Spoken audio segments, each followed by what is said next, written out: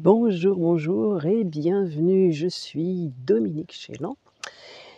Je suis autrice, réalisatrice, raconteuse d'histoires et ce podcast, commencé il y a quelques épisodes, raconte ma vie de nomade. Un jour, après avoir vendu ma maison avec mon ex-mari, j'ai décidé de tout mettre dans le coffre de ma voiture, enfin pas tout, ce qu'il mettait me semblait être indispensable, et de prendre des locations en mois pour trouver la maison de mes rêves. Depuis, il s'est écoulé 1 an et demi et je suis encore dans ce qu'on pourrait appeler du provisoire, qui m'apprend que le provisoire parfois il dure longtemps, mais en réalité le provisoire, l'impermanence, ça dure toute la vie.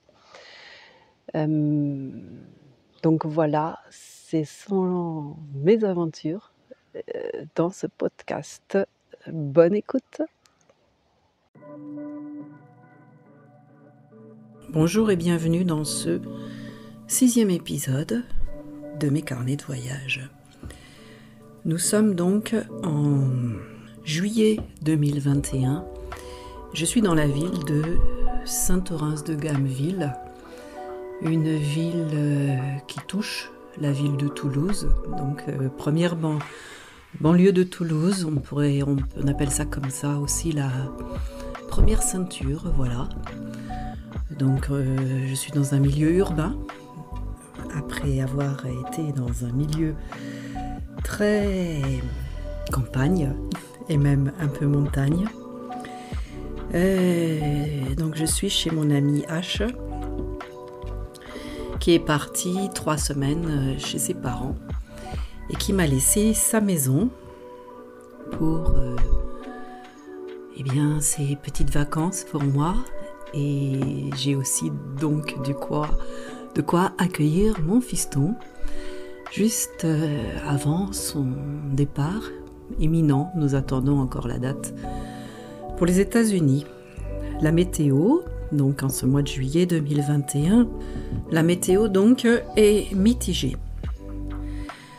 Dans la chambre d'H, de mon ami H, puisque c'est sa chambre qu'elle me prête, j'ai une housse de couette en guise de drap du dessus et une immense armoire vitrée juste en face du lit. C'est quelque chose que j'ai découvert quand je suis arrivée dans le sud-ouest de la France. C'est moi qui connaissais le drap du dessous, le drap du dessus et après la couette. Et c'est vrai que petite, j'avais des couvertures. Et ici, donc ici, dans le sud-ouest de la France, pas de drap du dessus, comme on appelle, juste la housse de couette pour l'été, toute seule. Voilà. Donc je me retrouve à nouveau, et ça me fait rire, avec un miroir en face de mon lit. Et à côté du lit, debout contre le mur, un matelas et un sommier, c'est ceux de son amoureux, l'amoureux de mon ami H, et avec qui elle a rompu.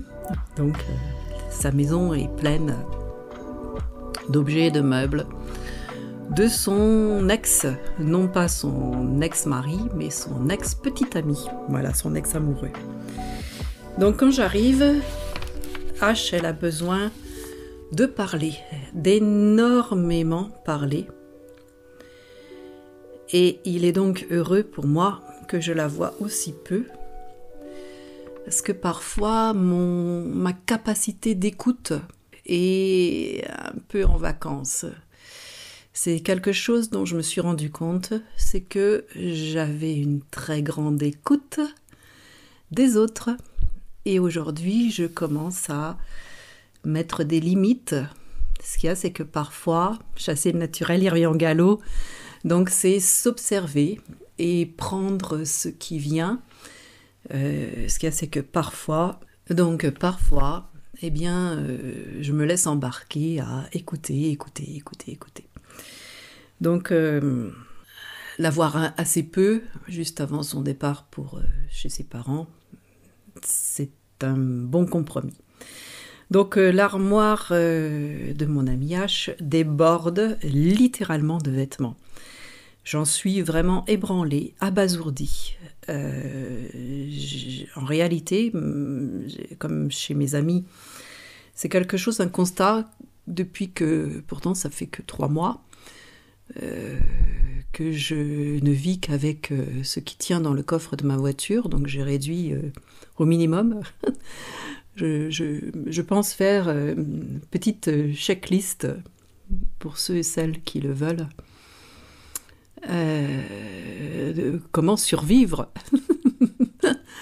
en dehors de sa maison, voilà, en dehors, sans avoir, comment survivre avec le contenu du coffre de sa voiture, voilà, quoi emporter. Donc c'est quelque chose qui m'avait aussi frappé chez des amis, où tout déborde, beaucoup de choses, des bouteilles vides, des vêtements trop petits, etc., etc. C'est vrai que peut-être que je me rends plus compte de ces encombrements en ayant fait du tri dans mon matériel, puisque même en ayant mis mes affaires dans un garde-meuble, j'en ai jeté et j'en ai donné aussi. Donc j'ai encore fait du tri. Donc j'ai 13 mètres carrés d'affaires. Voilà, un petit garage. C'est toute ma maison. Et c'est vrai que c'était un peu ce que je vivais avant. J'y repense et c'était un encombrement pas seulement psychique ou mental, c'était aussi un encombrement physique et matériel. Et donc, le peu de choses que j'ai, eh bien, je l'étale. J'étale mon bazar, comme je dis. Et à chaque fois que j'arrive quelque part, enfin c'est la 3e, 4e fois, eh bien, j'organise immédiatement une première organisation qui se peaufine au fur et à mesure des choses que j'ai. Donc je sors tout ce qu'il y a dans mon coffre et j'organise. Voilà. Donc maintenant, je m'installe, j'installe mon bureau dans la salle à manger. Ce sont les soirs d'été, c'est la douceur des soirs d'été, envahie de moustiques. Dans son jardin, petit jardin urbain, il y a des haies de 4 mètres de haut. Je n'ose pas mesurer la profondeur. Les haies ont poussé tout autour du portique en bois des enfants, abandonné depuis longtemps, je pense. Donc, je rappelle, ces 2 ou 3 premiers jours, mon amie H est là. Elle donc se confie, elle parle, nous discutons puisqu'elle est en pleine rupture. Et moi je m'installe. Et ce premier jour, elle est partie je ne sais pas où.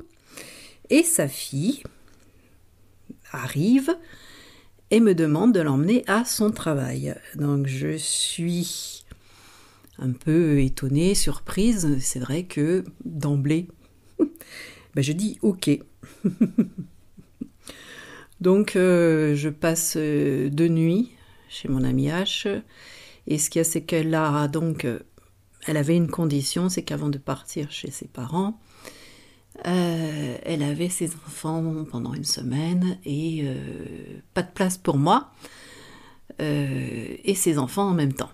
Ok, je l'accepte, j'accepte les visions des autres à partir de l'instant où les autres acceptent ma vision des choses. Voilà. Donc moi qui vis avec si peu, j'ai relativisé et ça m'interpelle que quelqu'un qui vit seul dans une maison de 2, 3, 4, 5, 6 pièces n'ait pas la place pour tout le monde, mais comme je me le dis, eh bien ce n'est pas seulement l'espace dans une maison qui fait que les choses sont plus faciles. Voilà. Il est parfois aussi facile de vivre en cohésion et en harmonie dans de petits espaces et de les rendre chaleureux. Voilà. Pour avoir quitté moi aussi une maison de 6 pièces dans laquelle je croyais être heureuse alors que j'étais dans une cage dorée, je le comprends. Donc la semaine avant de m'installer vraiment chez elle, toute seule, avec mon fiston, je vais la passer chez mon amie Olga, dont j'ai déjà parlé, je crois. Et chez elle, on est sur un tout autre registre. Donc elle est dans la ville Ramonville, Saint-Agne. Pareil, c'est une ville qui a la première couronne de banlieue de Toulouse. Alors chez elle, chaque chose est à sa place. Je retrouve les livres que j'avais commencés la dernière fois que j'avais passé quelques jours chez elle, comme La Tresse de Laetitia Colombani, et un autre livre sur l'argent, très instructif. J'adore les bibliothèques des gens chez lesquels je vais, quand il y a des bibliothèques. Donc j'ai la chambre que je voulais, avec le bureau.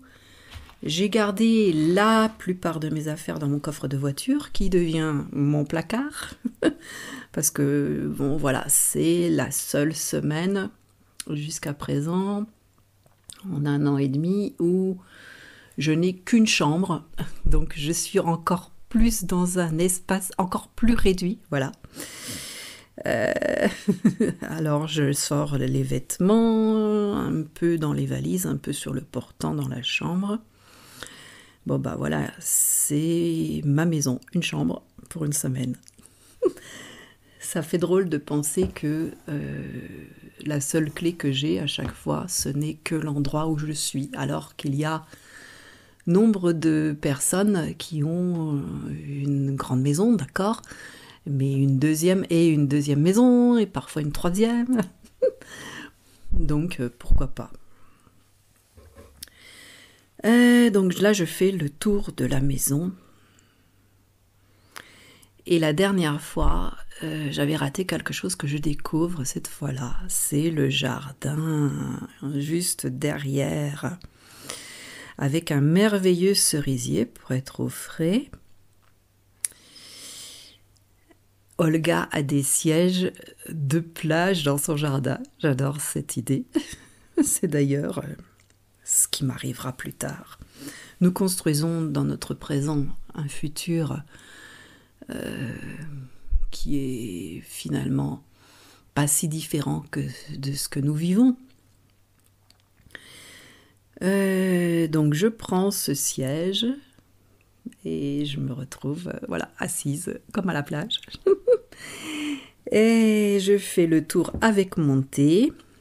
J'y vais chaque matin. C'est encore les moments où je fais des mouvements de Qigong tous les matins,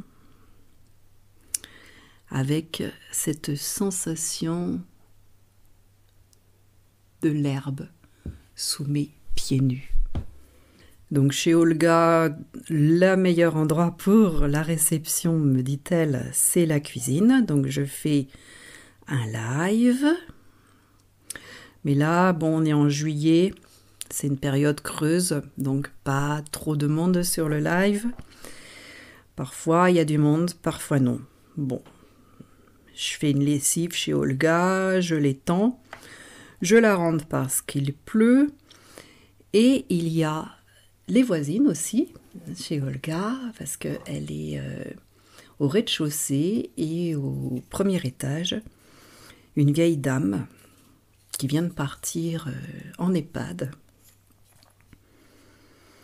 Et ses 3 filles sont là et viennent un petit peu... enfin voilà, il y a l'entrée est commune au rez-de-chaussée et à l'étage, donc nous nous croisons. Et dans l'autre chambre chez Olga, il y a un autre locataire. Et elle, Olga, elle est dans la grande pièce avec son fils. Le locataire, c'est Baya.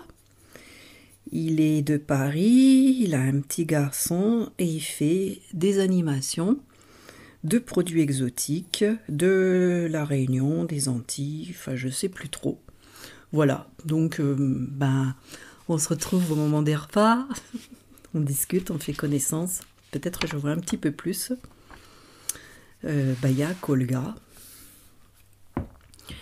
Et je découvre son quartier. J'aime me promener à pied dans les quartiers où je suis. Et il y a un petit magasin à 2 pas de chez elle qui propose du vrac, du bio. Et une jeune femme dans ce petit magasin qui a l'air si fragile qu'elle pourrait s'envoler par grand vent. Voilà ma première impression d'elle. Il fait vraiment très chaud en ce mois de juillet 2021. Et le premier soir où il fait vraiment très très chaud, tellement chaud, que je me dis que je vais aller marcher jusqu'au canal. Le canal est assez proche normalement. Et là, je découvre une allée immense entre deux rangées d'immeubles pour aller à ce qu'on appelle Port Saïd. Et là, à l'ombre d'arbres, au pied de ces immeubles, grouille toute une vie.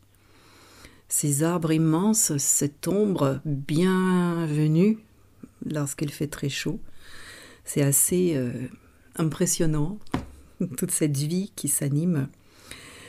Alors à je dis Port Saïd alors que ça en fait ça s'appelle Port Sud. Je ne sais pas pourquoi je dis Port Saïd, je suis un petit peu peut-être dans mon roman, dans l'écriture de l'Égyptien, c'est pour ça. Et je mélange un petit peu. Donc c'est bien Port Sud, à Ramonville-Sainte-Agne, il y a des bateaux, des péniches, mais j'y reste pas. Je vais à l'Espace de 50, ça s'appelle, où je me souviens que j'avais organisé l'anniversaire de mon fiston, le dernier, parce qu'il y a une ferme juste à côté. C'est un espace qui propose ce genre de choses.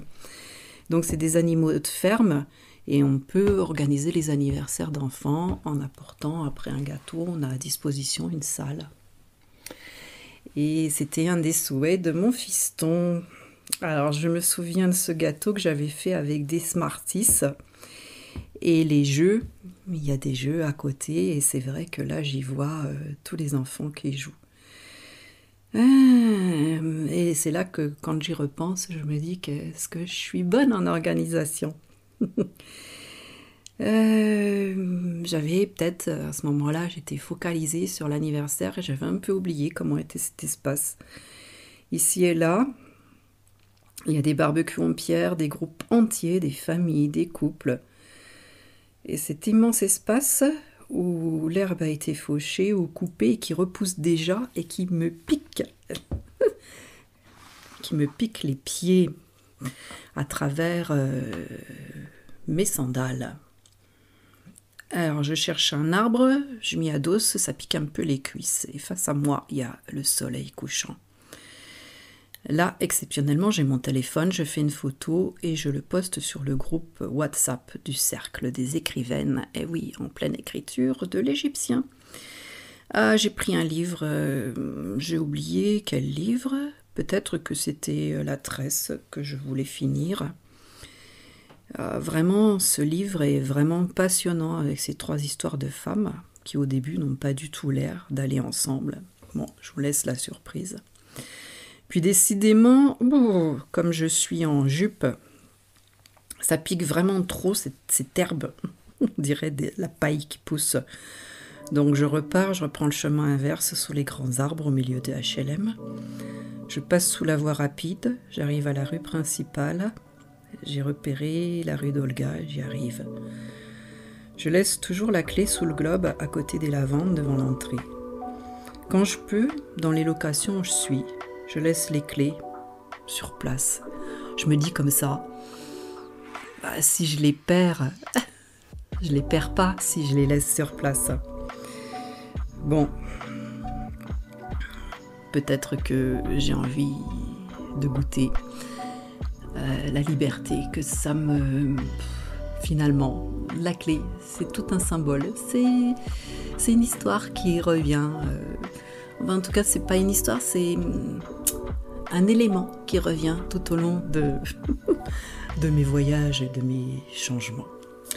Voilà. Merci beaucoup, infiniment, de m'avoir écouté pour ce 6e épisode.